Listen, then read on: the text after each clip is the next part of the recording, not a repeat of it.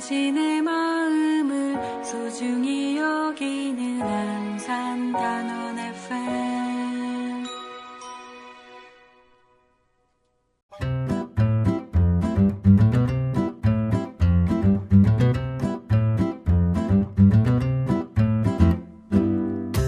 안녕하세요. 유혹하는 낭독극장입니다. 지난달 잠시 쉼의 시간을 갖고 다시 돌아왔습니다. 이달부터 12월까지는 시니어 극단 울림과 함께합니다. 안산에는 연극 활동을 하는 극단이 꽤 있습니다. 그 중에서 울림은 2020년에 창단한 시니어 극단인데요. 지난 2023년 10월에도 유혹하는 낭독극장에 출연한 적이 있습니다. 그 인연을 시작으로 극단 유혹과 몇몇 사업을 함께 진행하고 있습니다. 오늘 낭독극 진행해 주실 극단 울림 회원분들 나와 계십니다. 안녕하세요. 안녕하세요. 안녕하세요. 극단 울림 대표 윤미라입니다. 안녕하세요. 방은영입니다. 안녕하세요. 큰언니 이순자입니다. 안녕하세요. 윤웅입니다. 반갑습니다. 고순자입니다. 안녕하세요. 배우 홍진현입니다. 네, 그리고 저는 한지은입니다. 네, 오늘은 극단 울림의 회원인 홍진현님의 모노드라마 콘트라베이스의 몇 장면을 들려드릴 텐데요. 홍진현님은 극단 초록별의 대표이시며 안산연극협회와 극단 울림의 회원이십니다. 오늘 들려드릴 작품 콘트라베이스라는 모노드라마를 11월 9일 청주 소극장 연극제에서 발표할 예정입니다. 와! 그리고 홍진현 배우는 1998년도 충북연극제에서 영화배우 유해진과 함께 신인상 후보에 올랐는데 유해진 씨를 꺾고 신인상을 수상한 경력이 있다고 하네요. 네, 유해진 님이 그 연기력을 인정했다고 하십니다. 감사합니다. 오늘은 그 세 장면을 짧게 맛보기로 소개해드리고 잠깐씩 이야기 나누는 시간을 갖도록 하겠습니다. 생소하지만 독특한 모노드라마 낭독의 시간 즐겁게 감상해 보시기 바랍니다.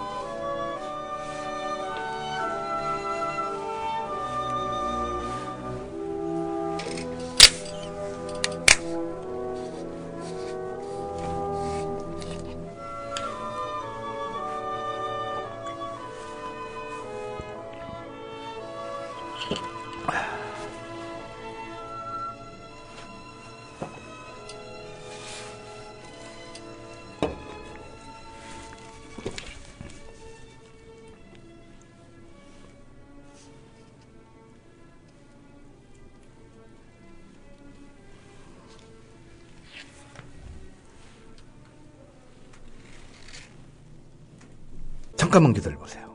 잠깐만. 지금 이 소리 들리죠? 이거요. 지금 이거요. 들리세요?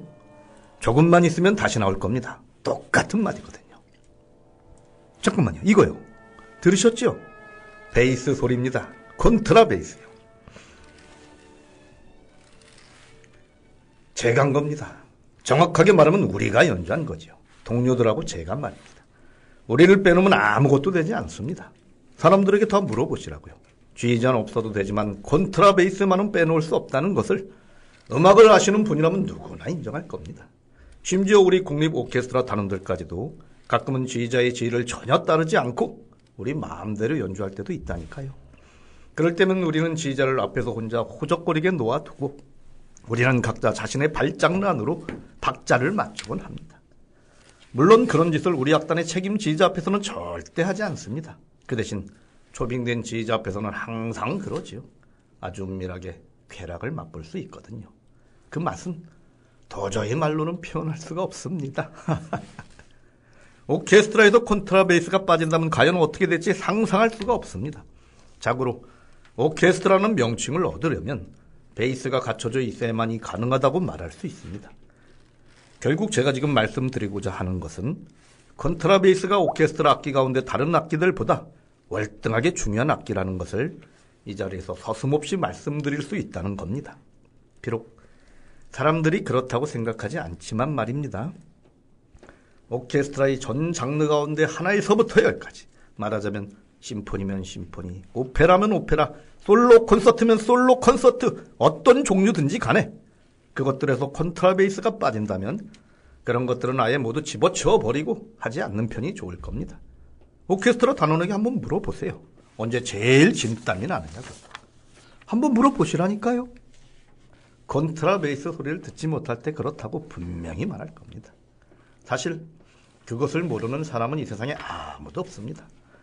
그렇지만 오케스트라 단원들이 쉽게 질투심을 느낀다는 것이 대단히 자연스럽게 받아들여지는 까닭에 아무도 그것을 솔직하게 인정하지는 않지요. 실례지만 잠깐 좀 마시겠습니다. 네. 네. 저는 원래 겸손한 사람입니다. 하지만 음악가로서 저는 제가 발을 붙이고 서 있는 바닥이 무엇을 의미하는지는 정확하게 알고 있습니다. 우리 모두 뿌리를 받고 있는 땅이지요. 그곳은 누구나 일체의 음악적 영감을 힘차게 빨아내는 곳이기도 합니다. 그림으로 표현하자면 음악의 씨앗을 허리춤에서 분수처럼 쏟아 내놓으며 하나의 금자탑을 이루는 꼭대기입니다. 그리고 그것이 바로 저입니다. 제 말은 베이스가 그렇다는 거지요. 콘트라 베이스요. 그리고 그 밖에 다른 모든 것들은 그것과 반대의 극을 이룹니다. 그것들은 모두 베이스를 통해서만이 극에 도달할 수 있는 속성을 갖고 있습니다. 소프라노를 예로 들어보겠습니다. 오페라 소프라노를. 글쎄, 어떻게 말씀드리는 게 좋을까요? 요즘 우리 오페라단에 한 젊은 소프라노 성악가가 새로 들어왔습니다. 메조 소프라노가 전공인데 그동안 노래하는 소리를 수도 없이 들어왔지만 정말 너무나 감동적이었습니다. 정말로 저는 그 성악가의 목소리로 일생에 가장 커다란 감동을 받고 있다고 생각합니다. 그 여자는 사실 아가씨라고 불러도 무방할만큼 젊습니다. 20대 후반이거든요. 눈부시게 아름다운 여자죠. 물찬 몸매. 어쨌든 소프라노는 지금 예를 들고 있는 겁니다.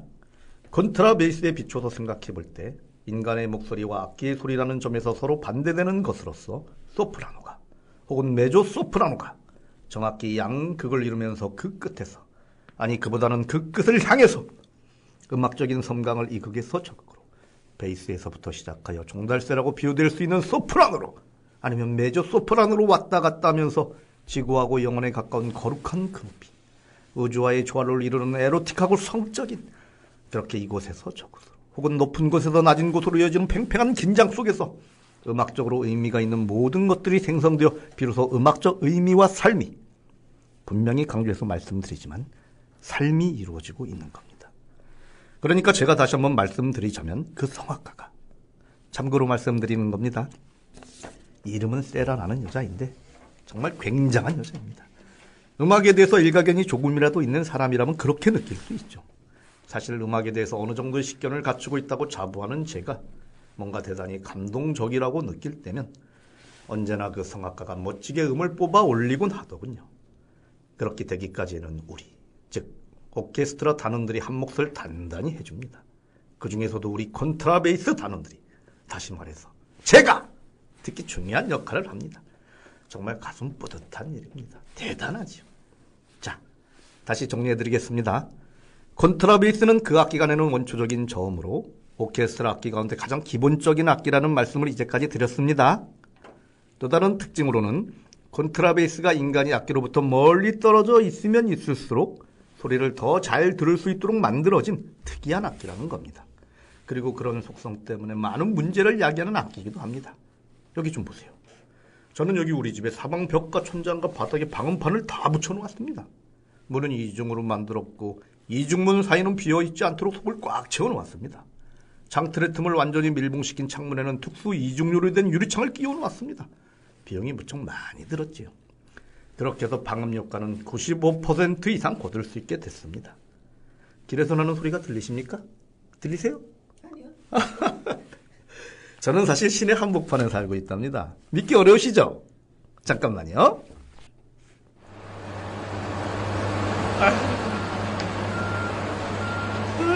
들으셨습니까? 꽤 시끄럽죠? 사람들이 저 건너편에 있는 호텔을 무너뜨리고 있는 중이고 저 앞에 신호등 있는 곳에서는 벌써 2년 전부터 지하철역 공사가 진행되고 있습니다. 그래서 하필이면 차들이 요즘 우리 집 밑으로 우회하고 있죠. 또 오늘이 쓰레기차가 오는 수요일이라서 저기 규칙적으로 뭔가 탁탁 치는 것 같은 소리 들리시죠? 바로 거기에서 나는 소리입니다. 저거요. 저런 아수라장과 같은 굉음은 약 102데시벨 정도는 될 겁니다. 제가 직접 측량해 보았거든요. 이 정도면 충분하셨으리라고 생각됩니다. 이제 다시 창문을 닫아버리겠습니다. 자, 어떻게 소음이 좀 차단되는 것 같습니까?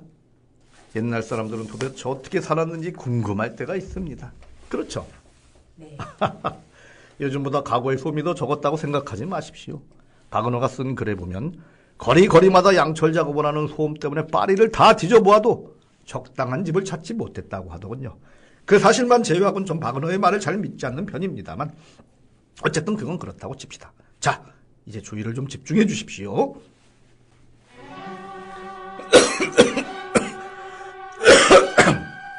죄송합니다. 발키리의 전주곡입니다. 두구두근 두구두근 마치 백상호가 다가오는 것 같은 느낌을 주는 곡이죠. 콘트라베이스가 첼로가 동일음으로 연주되어서 악보에 적혀있는 것을 우리는 대략 50% 정도 연주합니다. 여기 이거는 비르비르 비르비르 이렇게 위로 쭉 올라가는 음이 실제로는 한 박자가 6분의 1 음표로 나눠진 것들입니다. 서로 각각 다른 음이 6개가 나란히 있다는 말입니다. 이런 빠른 속도에서 말이죠. 도저히 연주가 불가능한 상황입니다. 사람들은 그래서 음을 그냥 위로 쭉 쓸어 올려 버립니다. 박은호가 그와 같은 사정을 정확히 꿰뚫고 있었는지는 미지수입니다. 아마 몰랐겠죠? 그렇죠. 베토벤 교향곡 제6번에서도 사정은 마찬가지입니다. 혹은 리골레토의 마지막 장 같은 것도 그렇죠. 그 사람들은 날씨가 좀 변덕스럽기만 했다 하면 이 세상에 어느 누구도 베이스를 치지 못할 곡들을 악보에다 마구 시갈려낸 사람들이었습니다. 아무도 할 수 없죠. 어차피 일반적으로 사람들이 우리에게 요구하는 것들에는 항상 지나친 면이 있습니다. 사실 우리 같은 사람들은 다른 연주자들에 비해서 신경을 훨씬 더 많이 써야만 합니다. 그래서 콘서트가 끝나고 나면 제 셔츠는 땀에 흠뻑 젖어 있어서 도저히 그냥 입고 있을 수가 없을 지경입니다. 오페라나 연주하는데 평균적으로 수분을 2리터 정도나 빼앗깁니다. 심포니 오케스트라 연주 때도 그럭저럭 1리터는 빠지죠. 언젠가는 오케스트라 연주도 좀 절대로 회복을 할 수 없는 상태로 기력을 탕진해 버릴 날이 있으리라는 것을 늘 예상하고 있습니다. 에휴. 네, 이렇게 일부분을 잠시 들어봤는데요. 네, 어떻게 들으셨나요? 잘 들었습니다. 잠깐 이 장면에 대해서 간단하게 진현 씨가 설명을 좀 해주시겠어요? 네, 먼저 그 연극 무대에서만 연기를 하다가 라디오에서 하니까 좀 생소하고 좀 어색한 점이 있네요. 좀 잘하셨어요. 네네. 감사합니다. 네. 이 작품은 뭐 파트리트 지스킨트의 작품인데요. 콘트라베이스라고. 이 콘트라베이스를 악기를 소재로 해서 우리 인간 삶의 모습을 이렇게 묘사하고 있는 그런 작품이라고 생각합니다. 작품의 일부분을 잠깐 들었는데 네. 본 공연에 대한 기대감이 확 올라가네요. 네. 그리고 좀 소문에 의하면 콘트라베이스를 또 직접 준비해 놓으셨다고. 네네. 제가 이제 무대에 올리기 위해서 이게 그냥 맨몸으로 가는 것보다 이런 콘트라베이스하고 직접 둘이 같이 가면은 무대가 더 빛날 것 같아서 제가 2달간 콘트라베이스를 직접 이제 빌려서 지금 갖다 놓고 있습니다. 곧 연습도 들어갈 예정입니다. 네, 콘트라베이스하고 같이 호흡을 맞추기 위해서 같이 생활하고 계시군요. 네네. 열정이 대단하네요. 네. 어떻게 소감을 얘기해 주시겠어요? 우리 윤 작가님. 이 콘트라베이스가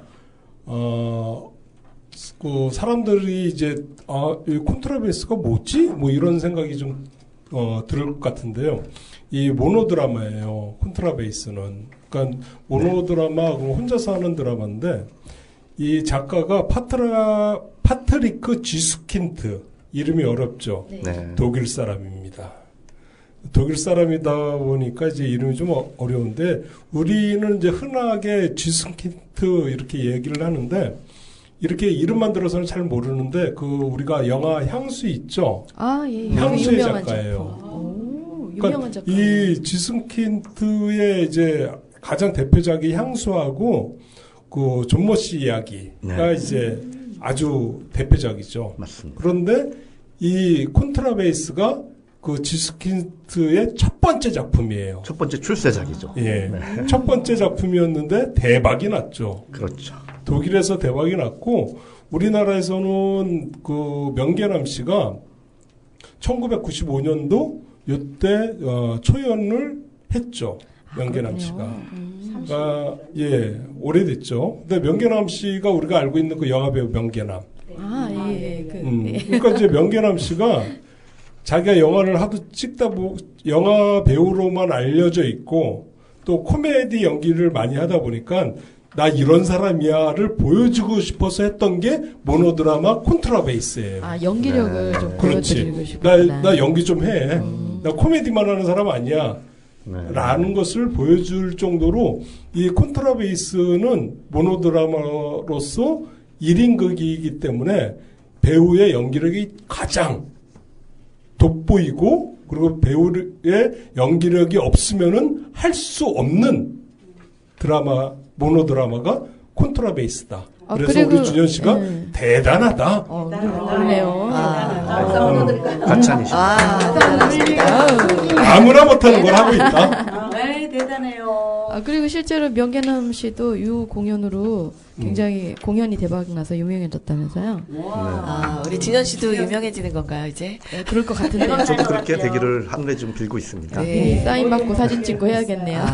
그러면 혹시 진현 씨가 이 작품을 모노드라마로 해야겠다라고 생각한 계기가 있을까요? 저는 사실 모노드라마는 사실 엄두도 못 냈어요. 이제 연극을 하시는 분들은 알겠지만 모노드라마는 혼자서 무대를 1시간, 1시간 반 이렇게 끌고 가야 되기 때문에 이게 보통 능력과 이게 내공이 없으면은 할 수 없는 작품이거든요. 그렇죠. 저도 모노드라마 남들이 한다고 했을 때, 와, 저 사람들은 대단하다. 어떻게 모노드라마를 했지?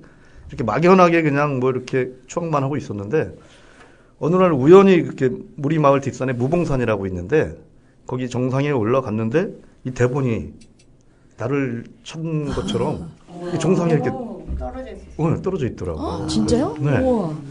이게 뭐지? 이렇게 봤더니 이 콘트라베이스 연극 시국 때문이에요. 운명이네요. 제가 연극 배우고 하다 보니까 집에 와서 곰곰이 읽어보니까 뭔가 좀 재밌고 의미가 있더라고요. 그래서 매일매일 제가 거의 읽었어요. 이거를 교양서 같이 이렇게 매일 읽다 보니까 이건 내가 한번 해봐야겠다. 내가 해서 이걸 무대에서 이 작품을 의미를 제대로 한번 표현해 줘야겠다. 이런 생각이 들어서 감히 도전하게 됐습니다. 운명의 작품이네요.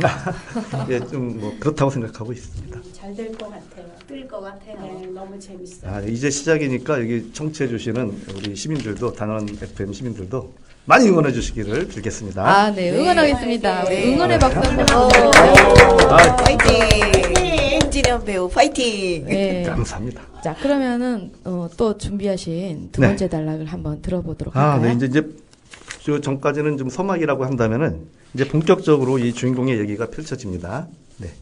네, 그러면 네, 시작해 볼까요?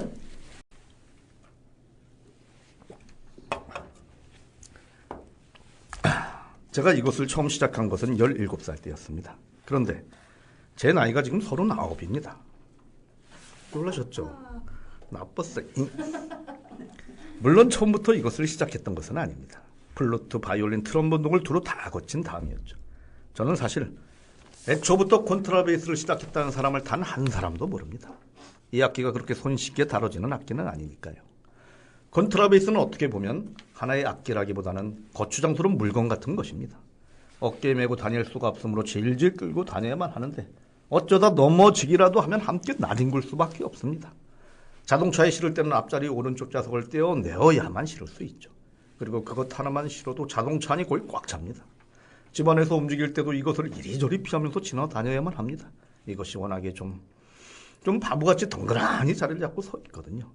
그 모습이 마치 항상 몸이 아픈데도 아무도 돌보아주지 않는다고 투덜투덜 언제나 불평이 많으셨던 우리 친척 아저씨 같습니다.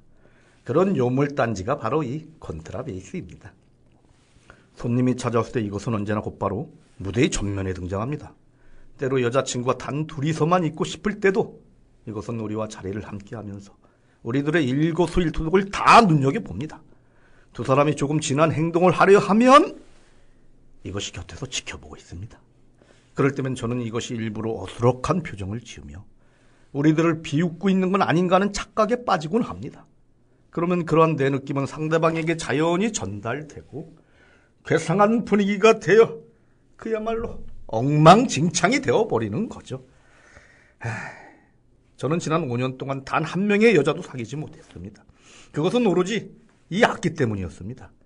만약 제가 다시 한번 데이트를 하게 된다면 제 나이가 아직 39이니 가능성이 전혀 없는 일은 아닙니다.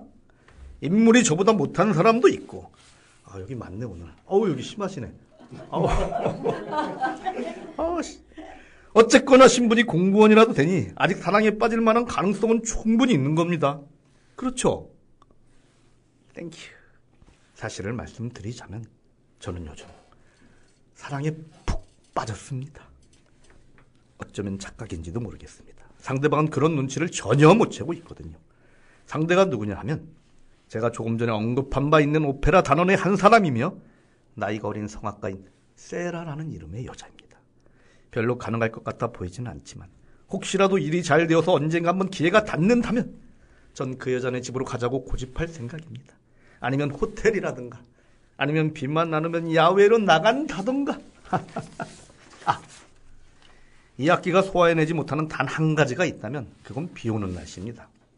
비만 오면 소리가 죽는데 정확하게 말하면 음이 풀어지는 거죠. 날씨가 너무 추워도 그렇습니다. 날씨가 차가워지면 몸이 오그라들거든요. 그럴 때면 연주하기 전에 적어도 2시간 동안 적절한 온도를 유지해 놓아야만 합니다. 이렇게 2시간 동안 품에 안고서 2시간 퐁 이 녀석을 징그럽다 진짜. 애당초부터 콘트라베이스로 시작한 사람은 절대 없습니다. 그렇게까지 되기에는 다들 과정을 겪게 됩니다. 우연과 실망을 통해서지요. 저희 국립 오케스트라에 있는 8명의 콘트라베이스 단원 가운데 단 한 사람도 산전수전 겪어보지 않은 사람이 없고 자신에게 퍼부어지던 차가운 질책들을 오늘날까지 기억하지 않는 사람이 없다고 말해도 별 무리는 없으리라고 생각됩니다. 콘트라베이스 연주자로서의 전형적인 운명은 제가 살아온 이야기를 예로 들 수 있을 것 같습니다. 공무원이셨고 음악성이 전혀 없으셨으며 완고하셨던 아버지, 플루트를 부셨고 음악 애호가이셨으며 약하셨던 어머니. 어렸을 때 저는 어머니를 우상처럼 사랑했고 어머니는 아버지를 사랑하셨으며 아버지는 제 여동생을 좋아했습니다. 저를 사랑하는 사람은 단 한 명도 없었지요. 주관적인 생각이긴 했습니다만 아무튼 저는 아버지에 대한 적개심으로 공무원이 아니라 예술가가 되기로 결심했습니다. 그리고 어머니에 대한 화풀이로 덩치가 최고로 크고 손쉽게 쥐어지지 않으며 독주가 안 되는 악기를 연주하기로 마음먹었죠. 거기에다가 부모님의 가슴을 더욱 아프게 만들고 동시에 돌아가신 아버지께서 지하에서 땅을 치며 통곡하실 만한 일을 하느라고 나중에 굳이 공무원이 되었습니다. 국립 오케스트라 콘트라베이스 연주자로 제3열에 앉게 된 거죠. 그런 직위에 소속되게 된 저는 모양새로만 따져서 여성스러운 악기 가운데 가장 큰 콘트라베이스의 형상에 어머니의 모습을 떠올리며 상상으로 수도 없이 복수해 왔습니다. 그리고 그런 비윤리적인 혼란은 베이스 연주자들의 얼굴마다 적나라하게 나타나 있습니다. 지금까지 말씀드린 점이 이 악기의 정신 분석학적 측면이었습니다. 하지만 이런 모든 지식들도 실상은 별로 소용이 없습니다. 왜냐하면 정신 분석을 했다는 것 자체가 이미 끝을 의미하기 때문입니다. 지난 여름에 우리는 국립오페라 전 단원과 함께 축제 공연을 가느라 프랑스의 오렌지에 갔던 적이 있습니다. 그날 우리는 1인당 1200마르크씩 출연료를 받기는 했지만 제가 느끼기에는 그날의 공연이 너무 엉망이어서 우리는 악보에서 겨우 5분의 1 정도만 연주했던 것 같습니다. 그리고 공연 후에는 여러분, 우리가 과연 무슨 짓을 했을 것 같습니까? 에? 오케스트라 단원 전부가 무슨 짓을 했겠느냐고요. 술을 곤드레 만들어 되도록 마셨습니다. 곤드레 만드레 이렇게 제멋대로 행동하면서 밤늦도록 술을 마시고 고래고래 소리를 질러서 끝낸 경찰까지 출동하는 해프닝이 벌어졌습니다. 유감스럽게도 성악가들은 다른 곳에서 술을 마셨습니다. 그 사람들은 절대로 오케스트라 단원들하고 술자리를 같이 하는 일이 없습니다. 세라도. 제가 누구를 말하고 있는지 아마 아실 겁니다. 그 나이 어린 여자 성악가죠. 성악가들은 숙소도 다른 호텔로 잡지요. 그렇게만 하지 않았더라도 우리는 그때 만날 수 있었을 텐데요. 저는 사실 종종 외롭습니다.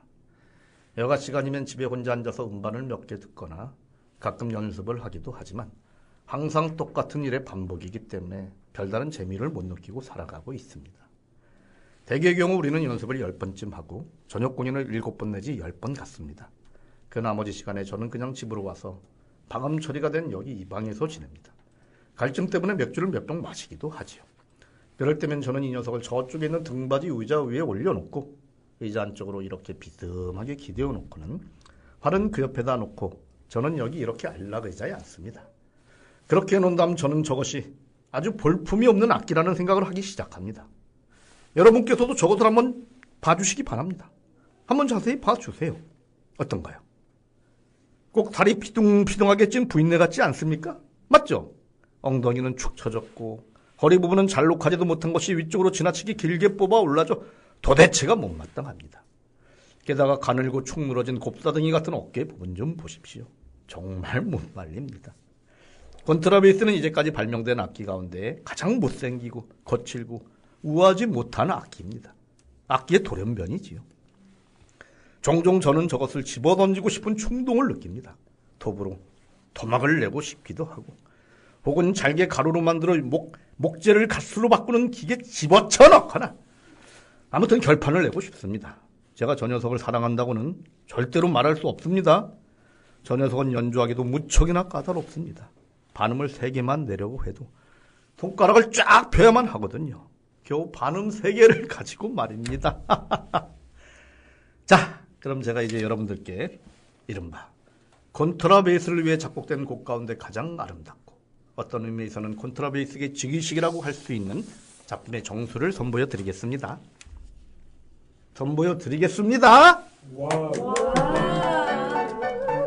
디터스 도르프의 작품입니다. 자, 잘 들어보세요.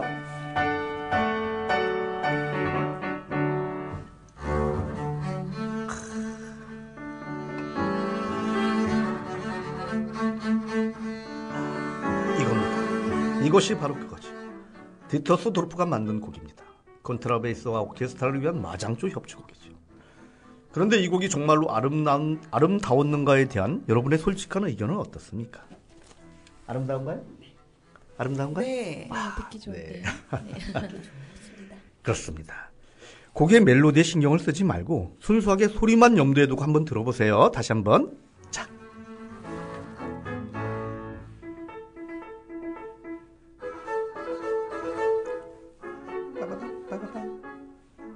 어떤가요?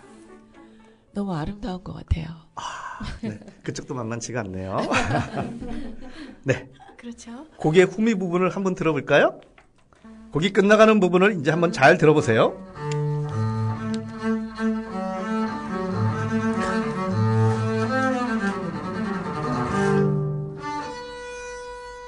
그 마무리는 사실 아주 가소롭게 만들어져 있습니다.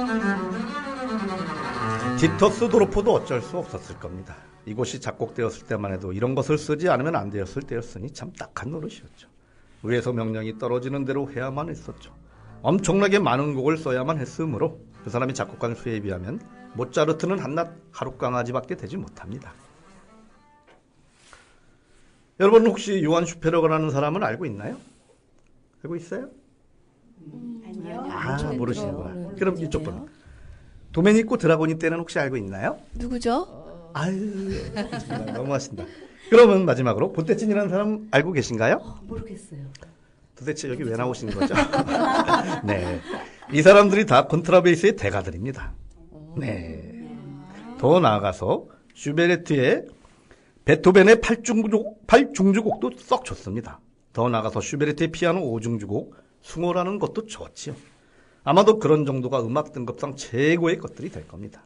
슈베르트의 곡은 kontra베이스 주자라면 누구나 연주하기를 꿈꾸는 곡이죠.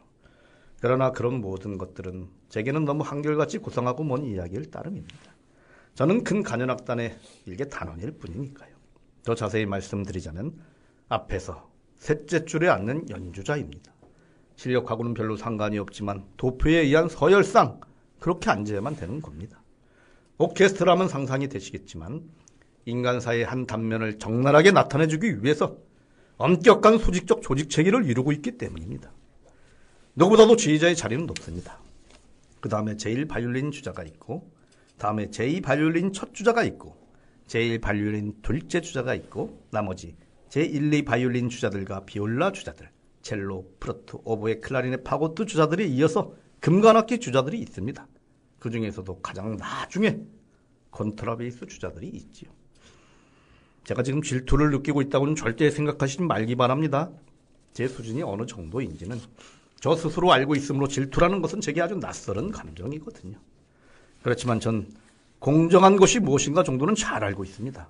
그런데 음악 분야에서는 몇 가지가 정말로 불공정합니다. 독주 연주자에게는 우레와 같은 박수갈채가 쏟아지는 것은 상례고, 관중들은 박수를 칠 수 없게 되면 마치 무슨 벌이라도 받고 있는 듯한 느낌을 갖고 있죠. 와! 박수갈채는 지휘자에게도 쏟아집니다. 지휘자는 악장의 손을 적어도 2번은 쥐고 흔듭니다. 와!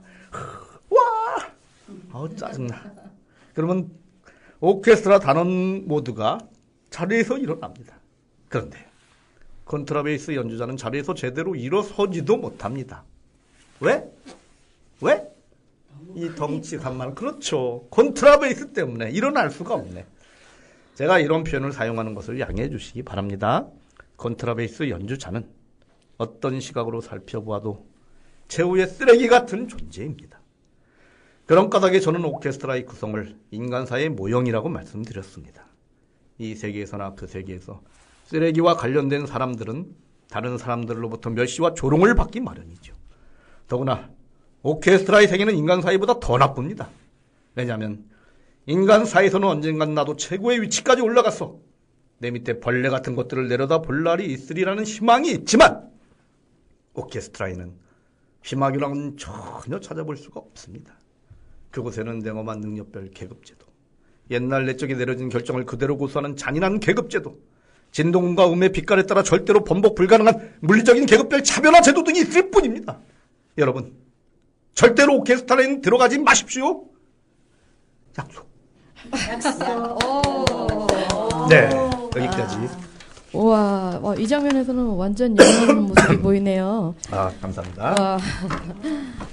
여기선 또 인간사의 계급이나 이 사회 상황을 또 풍자하는 내용인 것 같은데요. 또 이 장면에 대한 설명도 간단하게 해주시겠어요? 네네. 첫 장에서는 좀 이 친구가 콘트라베이스에 대해서 좀 허풍도 떨고 콘트라베이스 자랑도 하고 했는데, 본격적으로 들어가서는 콘트라베이스가 가지고 있는 그런 뭐랄까 가치에 대해서 제대로 인정 못 받는 좀 슬픈 얘기들, 네. 자기가 겪고 있는 사회생활에서의 안타까운 면들, 네. 그런 부분들이 이제 서서히 이제 관객들한테 이제 던져주고 있는 것이죠. 네. 그래서 같은 오케스트라이지만 우리는 주로 이제 보면은 독주 연주자들이나 지휘자나 이런 사람들만 주목해서 보지 않습니까? 근데 묵묵히 가장 실제적으로 중요한 역할을 하고 있는 콘트라베이스는 아무도 쳐다보지 않는다는 그런 얘기를 여기서 이제 좀 하고 있는 것 같습니다. 네, 진짜 죄송한데 저도 진현 씨 네. 모노드라마 한다는 얘기 듣고 나서 콘트라베이스가 뭐였지 생각했던 것 같아요. 여러분들은 어떠세요? 네. 저희도 콘트라베이스를 처음 들어본 들어본 건 아닌데 뭐 실제로 본 거는 처음인 것 같아요. 그러니까요. 소리도 들어본 것도 처음인 것 같고요. 콘트라베이스가 오케스트라에서 굉장히 많은 부분을 자리를 차지하거든요. 그 많은 면적을 차지하는데도 사람들 거의 모르지 않습니까? 네, 관심이 없었죠. 그러네요. 네, 말씀 듣고 모노드라마도 일부 듣고 네. 음악을 들으니까 그 콘트라베이스 소리가 진짜 들리네요. 어떻게 들으셨나요? 나는 콘트라베이스를 네. 예전부터 알고 있었어요. 네. 음악에 대해서 좀 그 관심이 좀 많으신가 보네요. 음악에 대한 관심보다는 이 콘트라베이스가 그 교향악 중에서 제일 저음이에요. 네, 그렇죠. 제일 저음을 하기 때문에 시사, 상식, 뉴스 그 문제에 제일 많이 나와. 역시 상식이 없었어요. 문제쪽이 강하시니까. 항상 그렇게 갑자기. 콘트라베이스가 그런 식으로 이제 그 문제 출제를 할 때 제일 저음 악기는 뭐 네. 이런 식으로 콘트라베이스가 좀 나와요. 그리고 저음이면서도 또 제일 무겁고 큰 악기기도 그렇지. 하죠. 네. 그런데 이제 우리가 이제 콘트라베이스 이 드라마 모노드라마에서는 그 콘트라베이스가 이야기하는 것이 우리의 삶의 모습이거든요. 눈에 안 보인다 그러고 없는 것이 아니고, 귀에 안 들린다 그래서 그 목소리가 없는 것이 아니다라는 이야기를 콘트라베이스를 통해서 이야기를 해주고 있다라고 좀 봐요. 그러니까 굳이 눈에 안 보이고 박수를 안 받고 하지만은 그런 사람들이 없으면은 교향악이 안 되듯이. 가장 기본 토대죠. 그렇죠. 네. 그러니까 우리 주위에 그런 사람들의 이야기를 콘트라베이스라는 악기를 통해서 이야기하고 싶어 하는 거죠. 네, 맞습니다. 네, 역시 작가님이시라 작가의 의도를 정확하게 파악하고 계시네요. 고맙습니다. 아마 이 방송을 들으면서 그 콘트라베이스의 모습과 자기의 모습을 그렇죠. 많이 이렇게 동질감을 갖고 이렇게 하시는 청취자분들이 많이 있을 거라고 생각합니다. 저도 이걸 읽으면서 콘트라베이스의 그 안타까운 모습, 그 무겁고 우울하고 이런 모습들이, 그리고 또 막 분투해 나가는 모습들이 저의 일상 모습하고 같다는 생각이 많이 들거든요. 네, 전 특히 그 콘트라베이스를 그 인간의 몸으로 표현한 장면에서 되게 절묘하게 표현을 잘했다 이런 생각이 들고 이렇게 상상을 하게 되더라고요. 진짜 근데 존재감이 그렇게 컸는데도 못 알아봤었네요. 네, 그러니까요. 미안하네요. 죄송합니다. 못 알아봐서. 자, 그러면 한 장면 더 준비하고 계시죠? 네. 피날레 장면 남아 있습니다. 이 사람이 이제 마지막 종국으로 가는 아주 극적인 좀 장면이 있습니다. 네, 제가 미리 들었던 바로는 마지막 장면이 또 그 숭어라는 음악하고 이렇게 자연스럽게 연결이 되면서 끝난다고 하는데, 네. 그럼 소개를 해주시고 그리고 시작을 해볼까요? 이거 미리 말해주면 재미가 없는데. 그러면 바로 마지막 장면 시작해볼까요? 네.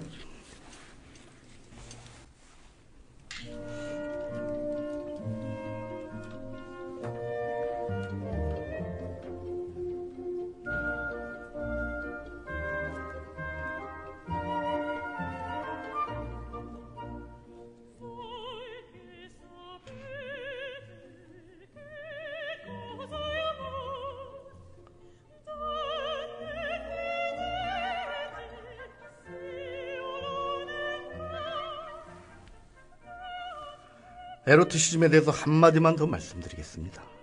그 키가 작다는 여자 성악가 정말 끝내줍니다.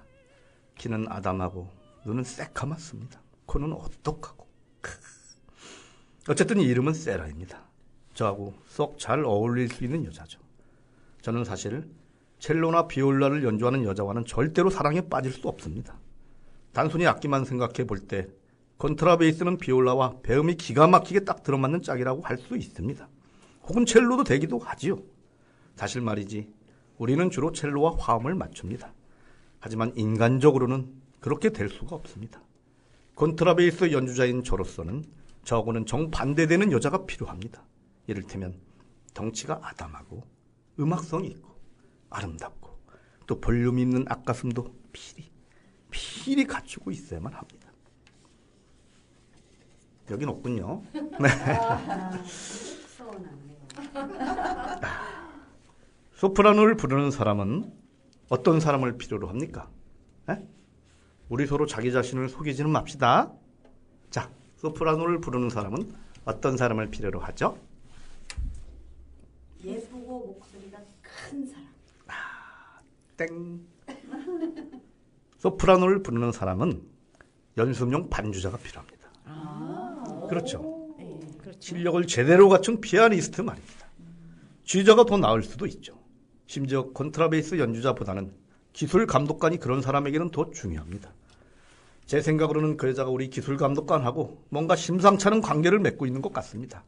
그 사람은 사실 따지고 보면 음악하고는 전혀 상관이 없는 행정관료일 뿐인데 말입니다.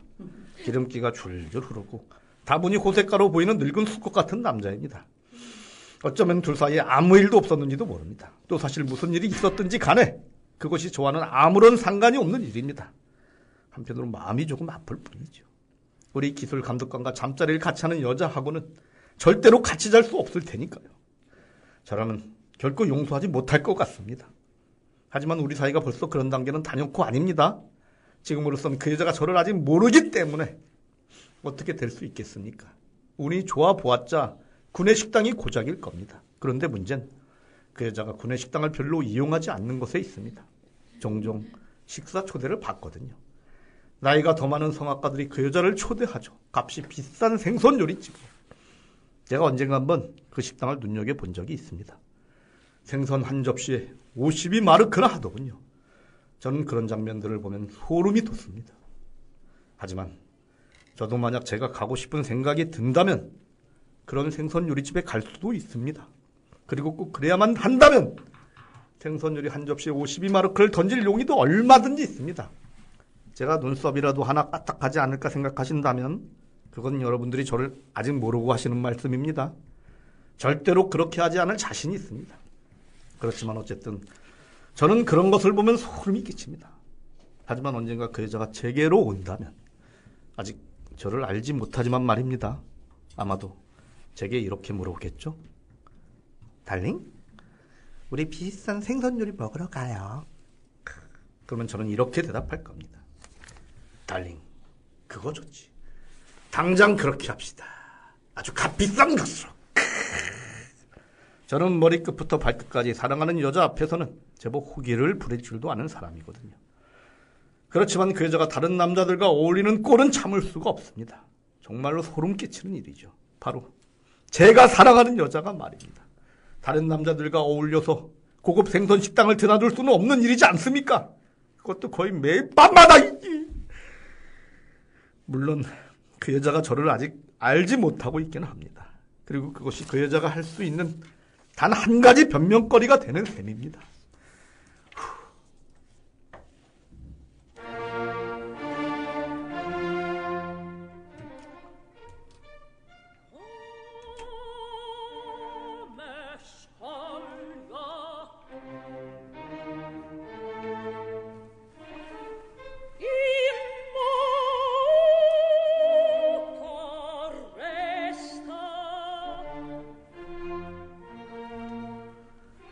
도라벨라가 부르는 아리아입니다. 제2장 고집한 투태 여자란 모두 이런 것에서 말입니다.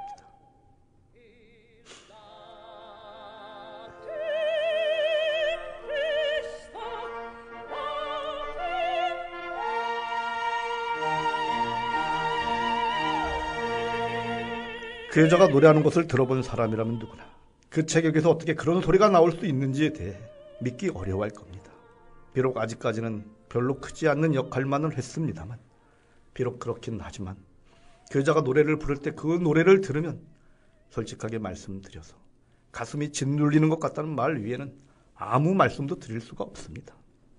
저를 그렇게 만들어 놓고 그 여자는 초청받아온 스타 아무개와 함께 어느 고급 생선 요리집으로 유유히 사라져 버리는 겁니다. 그런 여자를 사랑하는 남자는 혼자서 방음장치가 된 방에 우두커니 서서 그 여자가 부르는 노래를 단 한 음도 반주해주지 못한 채 이렇게 못생기기만 하는 이 악기나 손에 들고서 님 생각에 가슴이나 저리도록 그대로 두고 말입니다. 한 번은 억지로 계기를 만들어 볼 생각을 했습니다. 아리아드네 리허설 때 그랬죠. 불과 몇 음절밖에 안 되는 소절을 불렀고 감독도 그 여자를 꼭 한 번만 스포트라이트가 비치는 곳으로 내보냈습니다.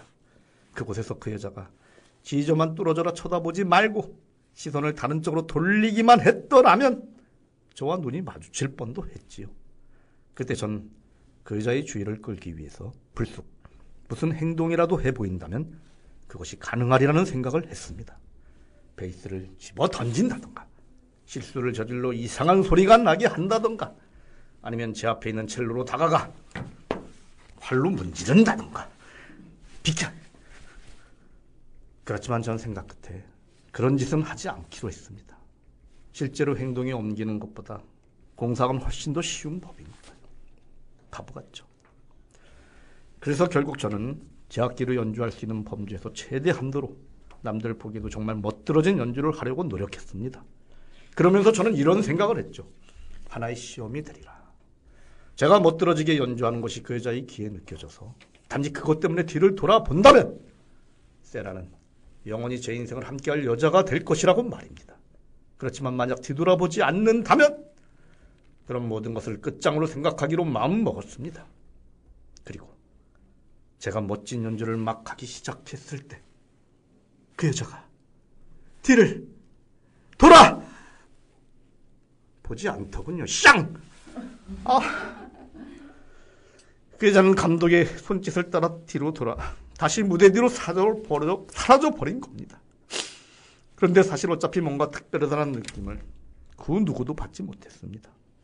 지휘자에게도 그랬고 바로 제 옆에서 연주하던 제1주자에게도 그랬습니다. 그 연주자에게조차도 제가 얼마나 멋들어지게 연주하는지가 느껴지지 않았단 말입니다. 음악당에 자주 가십니까? 한번 제 말씀대로 여러분께서 오늘 제가 출연하는 라인의 황금이 초연되는 음악당에 가셨다고 상상해 보십시오. 2,000명이 넘는 관객들이 화려한 의상과 중후한 양복을 입고 있을 겁니다. 방금 목욕을 끝낸 부인네들의 잔등머리에선 향수와 화장품 냄새가 폴폴 날리겠죠. 비단 양복은 번쩍거리고 쭉 뽑아 올린 목덜미는 새하얗고 보석은 찬란한 빛을 발할 겁니다. 모두들 오늘의 스타인 까를로 마리아 줄리니를 기다리면서 말입니다. 사람들은 출입문을 살그머니 닫을 테고 샹들리에가 밝아오면 모두들 향그러운 냄새를 바라며 기다리게 됩니다. 줄리니가 나타나겠죠. 박수갈채가 터져 나옵니다. 그가 머리를 깊숙이 굽히며 인사를 하면 방금 감은 그의 머리카락이 찰랑거릴 겁니다. 그 다음에 그가 오케스트라가 있는 쪽으로 몸을 돌리면 사람들은 저마다 서둘러 마지막 헛기침을 할 테고 곧 고요한 침묵이 이어집니다. 그가 팔을 놀리며 눈맞춤을 해드리고 제1바이올린 주자를 찾은 다음 고개를 끄덕이면 잠시 정말로 마지막이 될 헛기침 소리가 조금 날 겁니다. 그런 다음 음악당 안의 모든 것이 혼연일체가 되고 제초의 동작이 막 시작되려고 할 그런 초긴장의 순간에 모두들 숨소리를 죽이며 무대의 커튼박스 뒤 라인의 황금에 등장할 3명의 아가씨들이 말뚝처럼 굳은 채 부동자세로 서 있는 바로 그 순간에 오케스트라의 맨 뒷줄에서 정확히 콘트라베이스 주자들이 앉아있는 그 자리에서 바로 그 순간에 사랑에 빠져있는 한 사나이의 심장에서 터져나오는 외침소리가 울려 퍼질 것입니다. 세라! 엄청난 반응이 일어나겠죠. 내일 신문에 대문짝만한 기사가 실릴 겁니다. 저는 오케스트라에서 쫓겨날 테고 꽃을 한 다발 사가지고 세라를 찾아가면 그녀는 문을 열고 제 얼굴을 처음으로 제대로 보게 될 겁니다. 저는 그러면 마치 백마탄 기사처럼 꼿꼿이 서서 이렇게 말할 겁니다. 당신을 너무나 사랑하기 때문에 당신을 공경에 빠뜨린 장본인이 바로 저울시다. 그런 다음 우리는 뜨거운 포옹을 하고 서로가 하나가 되어 꿈결 같은 행복을 만끽하며 지상 최고의 환희를 즐기고 있노라면 세상은 우리 두 사람 밑으로 가라앉아 버릴 겁니다. 아멘. 제게는 아직까지 저 자신을 조절할 수 있는 힘이 있습니다. 천만다행이죠. 제가 누구이고 또 제가 어떤 사람은 아닌지를 정확하게 알고 있고 비록 39의 나이에 공무원 신분이지만 국립 오케스트라 단원으로 소속되어 앞으로 평생 동안 그 자리를 지키게 될 것입니다. 이왕에 이렇게까지 될 바에는 바이올린 연주하는 법을 배울 수도 있었고 작곡이나 지휘를 배울 수도 있었습니다. 그렇지만 그렇게까지 되기에는 제 실력이 모자랐습니다. 저는 다만 제가 싫어하는 악기를 붙들고 사람들이 제가 얼마나 형편없이 연주하는지를 잘 알아채지 못하는 이따위 악기를 이리저리 긁어대는 것만을 겨우 해낼 수 있을 뿐입니다.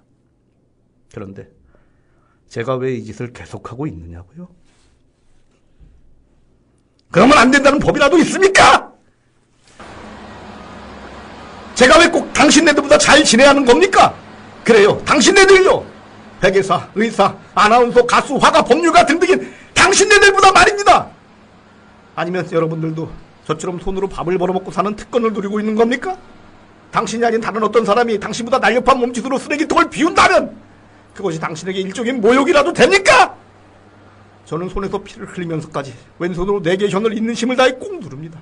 그리고 오른손으로는 말총으로 만든 활을 잡고 오른손이 뻣뻣하게 굳을 때까지 그것으로 혀를 문질러 댑니다. 그리고 그런 과정을 거치며 사는 사람들이 필요로 하고 있는 일종의 소음을 만들어내고 있습니다. 여러분들과 제가 구별되는 단 한 가지 특징은 제가 이를 연미복을 걸치고 한다는 것뿐입니다. 연미복은 제공받습니다. 그렇지만 드레스 셔츠는 제가 직접 준비해야 되죠. 이제 곧 옷을 갈아입어야 합니다. 제가 좀 흥분했던 걸 용서하십시오. 전 사실 흥분할 생각은 추호도 없었습니다. 더욱이 여러분의 심기를 괴롭혀드릴 생각은 추호도 없었습니다. 누구나 각자 자기 나름대로 서 있어야 할 위치가 있고 또 그 자리에서 최선을 다하게 됩니다. 그러므로 사람들에게 왜 그 사람이 그 일을 하게 되었고 그가 왜 그 일을 계속하고 있는지 따위는 물어볼 필요도 없는 겁니다. 이제 정말로 옷을 갈아입어야 합니다. 저로 말씀드릴 것 같으면 국립 오케스트라 단원으로서 사실상 공무원이므로 평생 동안 신분이 보장되어 있는 사람입니다. 근무 시간도 정해져 있고 휴가도 1년에 5주나 받을 수 있습니다. 의료보험에도 가입되어 있고 월급은 2년마다 자동적으로 인상되게 되어 있습니다. 나중에 연금도 타죠. 모든 것이 완벽하게 보장되어 있습니다.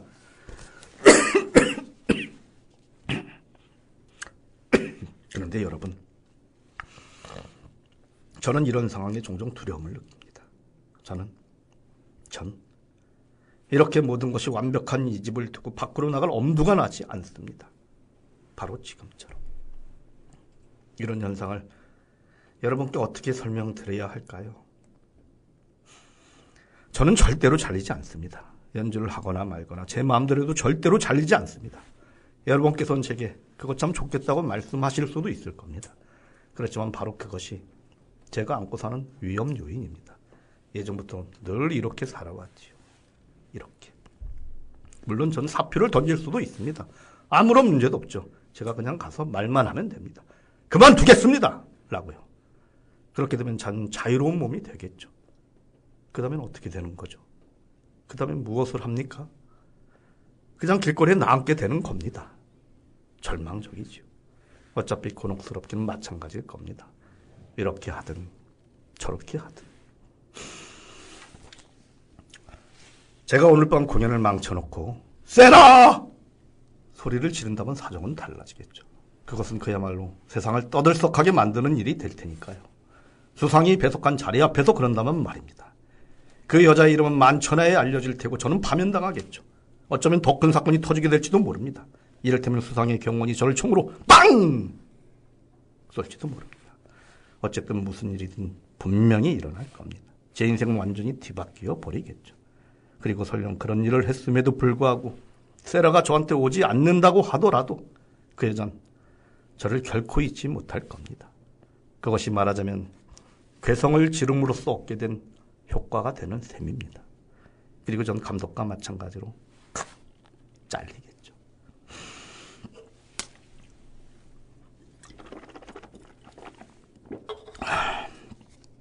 정말 제가 그렇게 할지도 모릅니다. 어쩌면 그냥 입고 있는 옷 이대로 그곳으로 가서 세라! 소리를 지를지도 모릅니다. 그리고 이렇게 외칠 겁니다. 여러분, 실내악단으로 들어가는 것도 한 가지 방법이 될 수 있습니다. 착실하고 근면하고 연습을 철저히 하고 규모가 작은 실내악단에 가입하여 제일 베이스 주자가 되고 음반을 내고 신망이 두터운 사람이 되고 약간의 명성을 얻고 오중재단의 일원이 되도록 노력을 다하고. 제 나이였을 때 슈베르트는 이미 죽은 지가 7년이나 되었습니다. 이제 가봐야 합니다. 7시 반에 시작하거든요. 여러분들을 위해서 다른 음반을 올려놓겠습니다. 슈베르트의 피아노, 바이올린, 비올라, 첼로, 콘트라베이스를 위한 가장조 5중주 곡으로 1919년 그의 나이 22에 어느 최강업자의 청탁을 받고 쓴 숭어라는 작품입니다.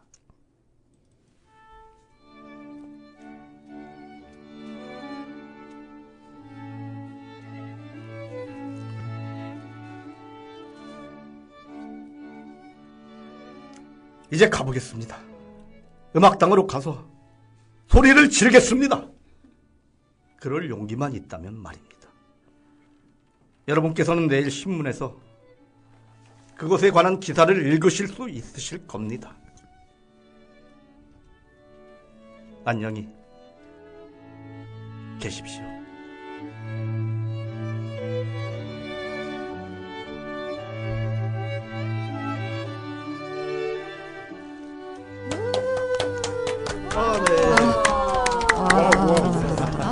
감사합니다.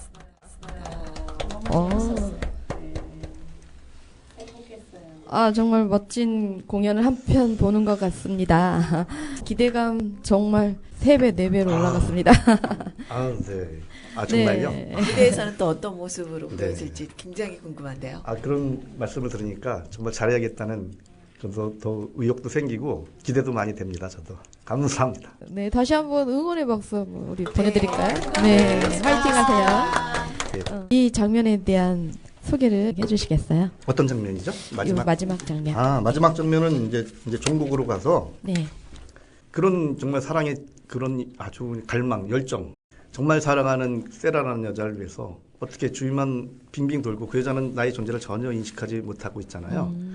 그래서 이 남자가 그 여자한테 어필하기 위해서 별 방법을 다 쓰려고 막 아이디어를 엉뚱한 상상을 하는 겁니다. 막 베이스를 공연 도중에 집어 던질까, 이상한 소리를 내볼까, 뭐 첼로 앞에 있는 첼로 가서 그걸 연주할까 이렇게 하다가 결국 이제 이런 방법도 있구나 해서 연주자가 음악당에서 연주하기 막 전에 그 사랑하는 여자를 진짜 아주 목이 터지게 외쳐보겠다. 예. 그거를 이 작품에서 어떻게 보면 가장 밑바닥에 아주 벌레같이 이런 그런 연약한 존재가 마지막 꿈틀거리는 몸부림을 제대로 표현하고 있다고 생각을 합니다. 그런 아주 우수적인 그런 얘기가 이 사람의 주요 테마인 것 같고요.